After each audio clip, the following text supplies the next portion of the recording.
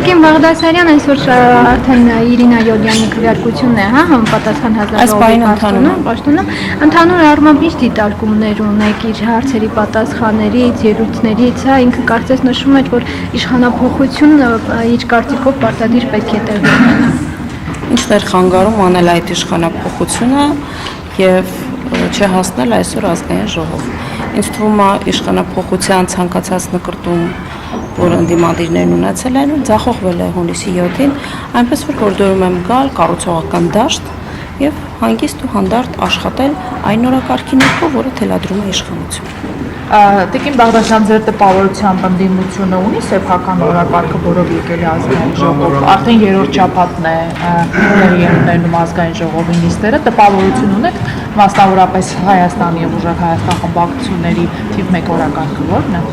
Ես առիթ ունեցել եմ այդ մասին խոսելու եւ պետք է ցավով կրկնեմ, որ օրակարգ անշուշտ ունեն, բայց այդ օրակարգը հայաստանյան օրակարգ չէ եւ թելադրվում է այլ աշխարհաքաղաքական բևեռներից։ Մասնավորապես ինչ օրակարգի մասն է։ Ես ասել եմ այնտեղից, որտեղից գրվում են մեթոդիչկաները իրենց, Լուբյանկայից։ Խոսքի իշխանափոխության մասին արդեն ներքսում լինելով հանդարտ։ Ես գործընկերոջ հարցին պատասխանեցի օրակարգի վերաբերյալ, ինչպիսի օրակարգ ունեն, ասի օրակարգ ունեն, որը հայաստանյան օրակարգ չէ, Հայաստանի ծանդին։ Ընդհանուր առմամբ իրենց այս խոսույթը, հա, որ քրեական գործերը կապում են քրեական հետապնդումների, վրեժխնդրության, քինախնդրության հետ, ինչպես եք դիտարկում։ Տեսեք, ցանկացած գործընթաց, որի ետևում կան քրեաիրավական որակավորումներ, կարճ ժամանակ անց ստանում է նաև քաղաքական ենթատեքստ, ինչն է պատճառը։ Պարզապես գործընկերները փորձում են խուսափել այն իրականությունից, որն ունենք, այսինքն մարդիկ իրենց դիզած հարստությունը, ապօրինի գույքը եւ ակտիվները, որոնք ունեն, փորձում են թաքցնել ժողովրդից, իսկ մեզ դիտող մարդիկ, մեր հանրույթը իհարկե գիտե թե ինչի մասին է խոսքը եւ որևէ քրեաիրավական որակավորումներ դժվար է թաքցնել քաղաքական ենթատեքստի ներքո։ Ի վերջո մենք ապրում ենք մեկ երկրում, որտեղ ամեն ինչ բաց է եւ թափանցիկ եւ կարծում եմ, որ լավագույն գնահատականը եւ լավագույն դատավորը դա իհարկե ժողովուրդն է։ Տիկին Բաղդասարյան, վարչապետի Տիկին Աննա Հակոբյանը ընտանեկան բնությունների թեմայով վերջին շաբաթների ընթացքում գրառումներ է անում, հարցազրույցների շարք է սկսել, նաև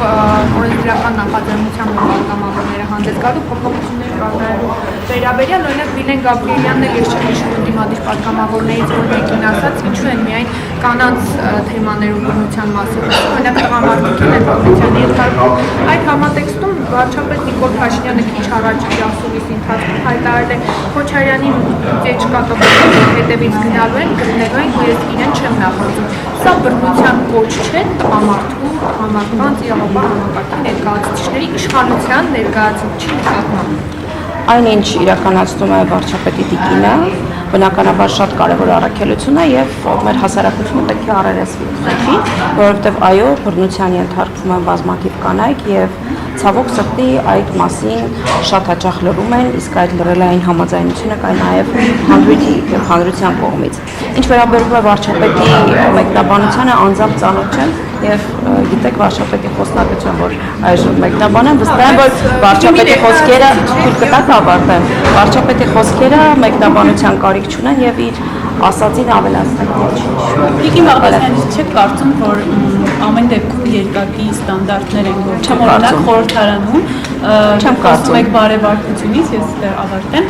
օրինակ խոսում եք բարեվարկությունից, բարեվարկության կանոններ են այսպես սահմանվում եւ նույն ժամանակ մի կողմից օրինակ վարչապետի ելույթը հայտնի բառապաշարով չմշակել չի ընդհատվում, փոխարենը օրինակ ընդդիմադիր մեկ պատգամավորի խոսքը դառնում է այսպես բոլորն։ Տեսեք, մենք խոսույթի մեջ պետք է տարբերակենք գնահատողական դատողությունները, որոնք որ կան, եւ պիտակավորումները եւ որակավորումները։ Եվ ես կարծում եմ, որ եթե մենք այդ տարանջատումը իրապես իրականացնենք, ապա նման հարցեր առնվազն չեն առաջանա եւ կայի օրինակ սահմանված կանոնները այս դեպքում այդ մարդու էթիկային համապատասխանելիությունը ովքեր պիտի քննեն։ Տեսեք, դուք իրավացի եք, ազգային ժողովի նախագահի կողմից հաստատվել է էթիկայի հանձնաժողովի կազմը, փոխարինող անդամները, ձեր ասած խնդրին մենք չենք արարեցվի, որովհետև առհասարակ պատգամավորի կարգավիճակի մասին օրենքը ասում է, որ եթե որևէ հարց անմիջականորեն առնչվում է պատգամավորին, նա հայտարարում է շահերի բախման մասին։ Այսինքն, եթե որևէ խնդիր ապրիորի առնչվի ինձ, ես այս պարագայում շահերի բախման մասին եմ հայտարարում եւ այդ հարցը քննվում է առանց իմ ներկայությամբ։ Բայց էթիկայի հանձնաժողովի տրամաբանությունը առհասարակ այլ է։ Ինչպես գիտեք, այդտեղ համամասնությունը հավասար է ընդդիմության եւ իշխանության, եւ եթե հարցը վերաբերում է ընդդիմադիր պատգամավորի կա բանաձև քննության, թե ինչպես է տեղի ունենում եւ ճիշտ հակառակը, այնպես որ այստեղ որևէ խնդիր չի ծագելու։ Տեսեք, կազմում հանձնաժողովի կազմում կա մի հոգի, Վիլեն Գաբրիելյան, ով ժամանակներ առաջ հայտարարեց մանդատը վայրդրելու մասին եւ հայտարարեց, որ իր արարքը ազգային ժողովի պատգամավորին վերջ ոնց է մեկնաբանում իր այնտեղ գտնվելը խմբակցության կոնսենսուսով է եղել, թե հենց ինքն է առաջադրել։ Բնականաբար խմբակցության կոնսենսուսով է եղել եւ ես կարծում եմ, որ Վիլեն Գաբրիելյանը այն բացառիկ պատգամավորներից է, ով իր հանրային վարքի համար ոչ միայն մեզ հայտնի Պարսավանքի ինստիտուտին է բախվել, այլ նաև անձնական որոշում է ունեցել մանդատը վայրդնել։ Նկատեք, սա չի եղել կուսակցության դիրքորոշում, սա չի եղել կուսակցության վարչության դիրքորոշում, որպես վարչության անդամ նաև ասում են, չէ, ժամանակ վարչության անդամ չի, բայց ամեն դեպքում դա եղել է մարդու անձնական մոտեցումը։ Իսկ ինչ է ենթադրում էթիկայի հանձնաժողովը, որոշակի կարգապահական նաև զգոնություն եւ կարծում եմ Վիլեն Գաբրիելյանը լավագույնս դրսևորել է իրեն եւ սա պետք է լինի օրինակ։ Օրինակ ոչ թե գործողություններ, այլ հետևանքները բնականաբար։ Իմ բաղդասարան քանի որ Գյումրին հիշեցինք, Գյումրին միշտ են հիշում։ Վարչապետ Նիկոլ Փաշինյանը բազմիցս է հայտարարել, որ Գյումրիում արտահայտությունների կարիք կա եւ աշնանը հնարավոր ընտրություններ են սպասում։ Դրանից առաջ նշում ենք, որ այն մարդիկ, ովքեր դերակատարություն կարող են ունենալ ընտրություններում, մասնավորապես ընդդիմադիր թեկնածուներից, նրանք արդեն իսկ հեռու են պահում այդ պրոցեսներից։ Վերջինը Մարտուն Գրիգորյանի կալանավորումն էր, երկամսյա կալանքի է տարվել, ինչպես կմեկնաբանեք եւ նաեւ ձեր թեկնածուի հարցում կողմնորոշվել է։ Տեսեք, այն որ Գյումրիում արտահայտ ընտրության կարիք կա, կարծում եմ վկայակոչում են փողոցների վիճակը անմխիթար, իդեպ գիտեք վարչապետի հանձնարարությամբ յուրաքանչյուր տարի 25 կիլոմետր ճանապարհ կնորոգվի Գյումրիում։ Բնորոշում են օրինակ երեկ էլի գրառում տեսա, որ երեկոյան ժամերին շների հարձակում կար, հիշում եք գործողություններ ուներ իրականացնելու թիմը, որը չի անել։ Այդ մասին հուշում են լիքը աղբարկները, որոնք արկա են։ Մի խոսքով քաղաքային իշխանությունների անգործությունը եւ այո, Գյումրիում արտահայտ ընտրությունները պահանջ է, հանրային պահանջ։ Գործընթացները բնականաբար լինելու են բացառապես իրավական շրջանակներում, բայց թերևս կարող է սխալվեմ, բայց ես չեմ հիշում, որ ժամկետ նշված լինի աշունը։ Աշնանը մենք ունենք հերթական թիմ ընտրություններ, այդ թվում նաև Շիրակի մարզում, Գյումրիի արտահայտ ընտրությունները կլինեն այն պահին, երբ իրավական կարգավորումները թույլ կտան։ Ինչ վերաբերում է թեկնածուին, ես կարծում եմ, որ առաջիկայում երբ գործընթացները ավելի գործնական փոխվեն, հանրությանը պարզ կդառնա անելիք։ Մարտուն Գրիգորյանի վերաբերյալ որքան գիտեմ այս պահին քրեական գործընթաց կա, ես զերծ կմնամ քաղաքական գնահատականին։ Նշեցիք խնդիրներ, որոնք Գյումրիում արկա են, բայց այդ խնդիրները նախկին բոլոր իշխանությունների ժամանակ են եղել են այն ժամանակահատվածում եւ նաեւ Սարիկ Մինասյանը դախպավայրերը, փողոցները, շները, տրանսպորտի խնդիրի վերջո հանրապետության երկրորդ քաղաքում տրանսպորտի խնդիրը եթե չասենք ահավոր վատ վիճակում է գտնվում, դա մեծ ձևակերպում է։ Սարիկ Մինասյանը պաշտոնավարել է, ինչպես գիտեք, երբ որ նախկին իշխանությունները կազմալուծվեցին, այսպես ասած, անգործության հատվեցին, վարչապետի որոշմամբ նշանակվել է եւ կարճ ժամանակահատված պաշտոնավարել է, իսկ գիտեք, եթե համայնքի ղեկավարը չունի ավագանու աջակցությունը, իսկ շատ գործողություններ, ունակ շների ապաստարան կառուցել եւ այլն։ Պետք է բյուջեն եւ գործընթացը հաստատվի ավագանու որոշմամբ։ Եթե չի եղել ավագանու ինստիտուտը, հնարավոր չէ, որ թիմը լիակազմ գործի։ Ես ձեզ համաձայն չեմ, որտեղ կարճ ժամանակահատվածում Սարիկ Մինասյանը կարողացել է ցուցաբերել իր լավագույն որակները եւ գյումրեցիների արձագանքը ակները վեր այդ ընթացքում, նույնիսկ այն ամենապրիմիտիվ լիազորությունները, որ թիմը ունի, թիմի լիազորությունները իրականացնելու առումով։ Եվ ես ձեր կարծիքը կներեք, չեմ կիսում, որ այդ կարճ ժամանակահատվածում Գյումրիում փոփոխությունները նկատելի չեն եղել, կարող հարցնել այն պարոն Մխիթարյանին, որը վստահ եմ ունի համակարգիչ։ Շնորհակալություն։ Լավ, դե ավարտեցիք։ Չէ, քանի որ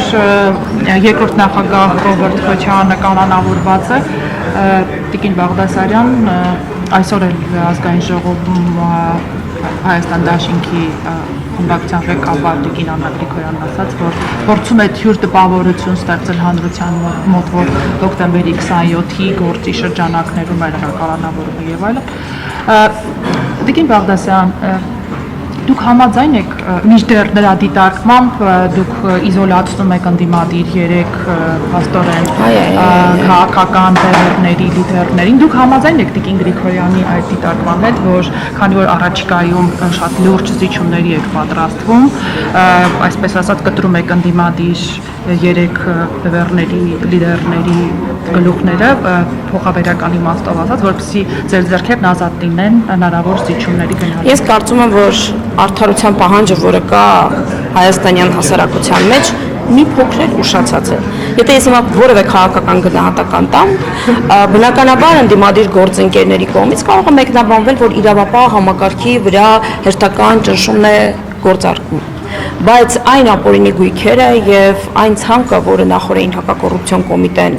հրապարակել էր, իսկ հակակոռուպցիոն կոմիտեն բարձր ինչ գործերով է գործառույթ իրականացնում, ընդհանրապես գիտեք, չէ՞, որ ապօրինի գույքի գործերով անցնող մարդիկ հակառակ նորմն է գործում եւ իրենք պետք է ապացուցեն, թե ինչ ծագումնաբանություն ունեն նման գույքերը։ Ես կարծում եմ այս էպոպեային մենք առիթ կունենանք դեռ երկար հետևելու եւ որոշակի եզրահանգումներ անելու, իսկ այն պահանջը, որ ասում եք ընդդիմադիր գործընկերներին գլխատելու քաղաքական առումով կամ այլ գործընթացներ իրականացնելու, դա մեր հանձնառությունն է եղել եւ ժողովրդի պահանջը եւ ժողովուրդը 720,000 քաղաքացի գնացել եւ քվե է տվել մեզ նաեւ դրա համար եւ մենք ընդհանրապես առաջնորդվելով ժողովրդավար երկրների սկզբունքներով իրականացնում ենք ժողովրդի կամքը, որովհետեւ Հայաստանում սահմանադիրը ժողովուրդն է եւ ուրեմն ճշմարտությունը բխում է ժողովրդից։ Տիկին Գրիգորյանի մատնանշած մոտիվը, որ առաջիկայում զիջումների եք գնում, Ես չգիտեմ Տիկին Գրիգորյանը ինչ մտայնության մեջ է, ինչ է ուզում իր խոսքով ասել, բայց ես կարծում եմ, որ Տիկին Գրիգորյանի խմբակցությունը, երբ որ ամեն անգամ ասում է, թե մենք ինչ ենք կարող ժառանգել ձեզանից, մի բան ժառանգել եք։ Պատգամավոր, որը իրենց ֆրակցիայի ղեկավարն է։ Շնորհակալություն։